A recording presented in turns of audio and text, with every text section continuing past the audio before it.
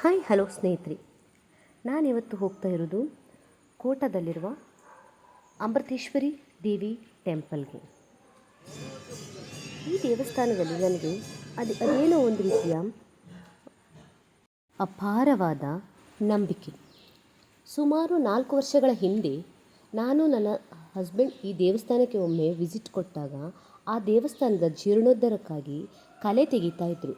ಆಗ ನಮಗೆ ಭಟ್ರು ಹೇಳಿದರು, ನೀವು ಒಳ್ಳೆಯ ದಿನ ಬಂದಿದ್ದೀರಿ, ನಿಮ್ಮ ಮನಸ್ಸಲ್ಲಿ ಏನಾದರೂ ಪ್ರಾರ್ಥನೆ ಇದ್ದರೆ ಮಾಡಿಕೊಳ್ಳಿ ಅಂತ ಹೇಳಿ. ಸೊ ಆ ದಿನ ನಾವು ಮನಸ್ಸಲ್ಲಿ ನಾವು ಪ್ರತಿಜ್ಞೆ ಮಾಡಿಕೊಂಡ್ವಿ, ಆದಷ್ಟು ಬೇಗ ನಾವೊಂದು ಮನೆ ಕಟ್ಟಿ 1 ವರ್ಷದೊಳಗೆ ಮನೆ ಕಟ್ಟಬೇಕಂತ. ಅದು ಹಾಗೇ ನೆರವೇರಿತ್ತು.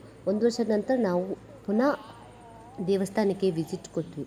ಅದಾದ ನಂತರ 2 ವರ್ಷದ ನಂತರ ನಾನು ಗೌರ್ಮೆಂಟ್ ಹುದ್ದೆಗಾಗಿ ಆಸೆ ಪಟ್ಟಾಗ, ನಾನು ಪ್ರಯತ್ನ ಪಡ್ತಿರುವಾಗ ನನ್ನ ತಂಗಿ ದೇವಸ್ಥಾನಕ್ಕೆ ಬಂದು ಅವಳೊಂದು ಪ್ರತಿಜ್ಞೆ ಮಾಡ್ತಾಳೆ, ಈ ವರ್ಷ ನನ್ನ ಅಕ್ಕ ಗೌರ್ಮೆಂಟ್ ಎಕ್ಸಾಮ್ ಪಾಸ್ ಆದರೆ ನಾನು ನಿಮಗೆ ಒಂದು ಪಟ್ಟೆ ಸೀರೆ ಕೊಟ್ಟು ಪೂಜೆ ಮಾಡಿ ಹೋಗ್ತೇನೆ ಅಂತ ಹೇಳಿ.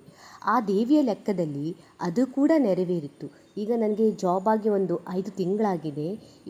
ಈಗ ನಮಗೆ ರಜೆ ಇರುವ ಕಾರಣ ನಾನು, ನನ್ನ ತಂಗಿ ಹಾಗೂ ಮಕ್ಕಳು ದೇವಸ್ಥಾನಕ್ಕೆ ಬಂದು ವಿಸಿಟ್ ಕೊಟ್ಟು ಅವಳ ಹರಕೆಯನ್ನು ನೆರವೇರಿಸಲಿಕ್ಕೆ ಬಂದಿದ್ದೇವೆ. ಈಗ ಇದು ನಾವು ಸಾರಿ ತಗೊಳ್ತಾ ಇದ್ದೇವೆ.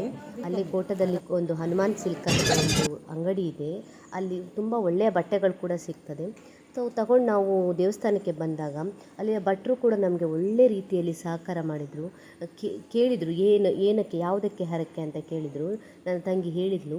ಅದಾದಮೇಲೆ ಅವರು ನನ್ನನ್ನು ಮುಂದೆ ಕರೆದು, ನಿನ್ನ ಮನಸ್ಸಲ್ಲಿರೋ ಪ್ರಾರ್ಥನೆಯನ್ನು ಮಾಡಿಕೊಳ್ಳು, ಒಳ್ಳೆ ರೀತಿಯಲ್ಲಿ ದೇವಿಯನ್ನು ಬೇಡು, ಇನ್ನೂ ಹೆಚ್ಚಿನ ನಿನಗೆ ಉನ್ನತಿಯನ್ನು ಆ ದೇವಿ ನೆರವೇರಿಸ್ತಾಳೆ, ನಿನ್ನ ಮಗಳಿಗೂ ಕೂಡ ಹೆಚ್ಚು ಉನ್ನತಿಯನ್ನು ಮಾಡ್ತಾಳೆ, ಬಂದು ಪ್ರಾರ್ಥನೆ ಮಾಡಿಕೊಳ್ಳಿ ಅಂತ ಹೇಳ್ತಾರೆ. ಸೊ ಅದೇ ರೀತಿ ನಾವು ಕಣ್ಣು ಮುಚ್ಚಿ ಪ್ರಾರ್ಥನೆ ಮಾಡ್ತೇವೆ.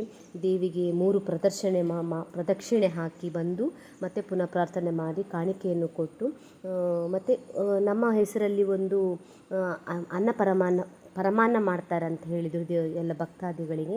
ಅದೇ ರೀತಿ ನೆರವೇರಿತು ಕೂಡ. ನಾವು ಸಹ ಅಲ್ಲಿ ದೇವರಿಗೆ ಪ್ರದಕ್ಷಿಣೆ ಎಲ್ಲ ಹಾಕಿದ ಮೇಲೆ ಅವರು ಹೇಳಿದ ಹಾಗೆ ನಾವು ಕಾಣಿಕೆಯನ್ನು ಕೊಟ್ಟು ಅಲ್ಲಿ ಒಂದು ಅರ್ಧ ಗಂಟೆ ನಾವು ಕಾಲ ಕಳೆದ್ವಿ. ಅದಾದ ನಂತರ ಮತ್ತೆ ದೇವಸ್ಥಾನಕ್ಕೆ ಬಂದ ಮೇಲೆ ಹಾಗೆ ಬರೋದು ನಮಗೆ ಸರಿ ಕಾಣಲಿಲ್ಲ. ಅಲ್ಲಿ ಒಂದು ಅರ್ಧ ಗಂಟೆ ಕಳೆದ ನಂತರ ತುಂಬ ಶುಕ್ರವಾರ ಆದ ಕಾರಣ ತುಂಬ ಒಳ್ಳೆಯ ದಿವಸ ಕೂಡ ನಾವು ಹೋಗಿದ್ವಿ. ಅಲ್ಲಿ ಊಟ ಮಾಡಿಕೊಂಡು ಬಂದ್ವಿ. ಈ ವಿಡಿಯೋ ಇಷ್ಟ ಆದರೆ ಲೈಕ್ ಮಾಡಿ, ಶೇರ್ ಮಾಡಿ. ನೀವು ಕೂಡ ಇಲ್ಲಿಗೆ ಒಮ್ಮೆ ವಿಸಿಟ್ ಕೊಡಿ. Thank you.